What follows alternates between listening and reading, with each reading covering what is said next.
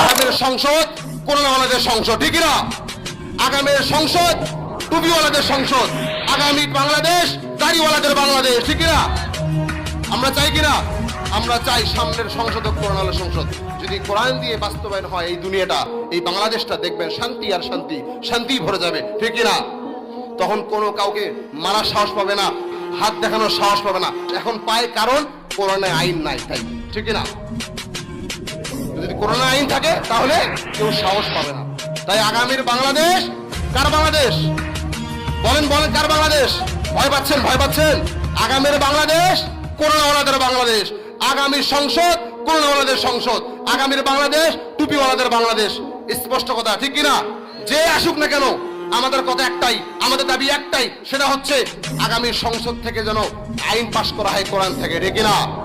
কোরআন থেকে যদি আইন পাশ করা হয় তাহলে আমরা নিরাপদ, আমার মা বোন নিরাপদ, আমি নিরাপদ, আমার সন্তান নিরাপদ, ঠিক কিনা?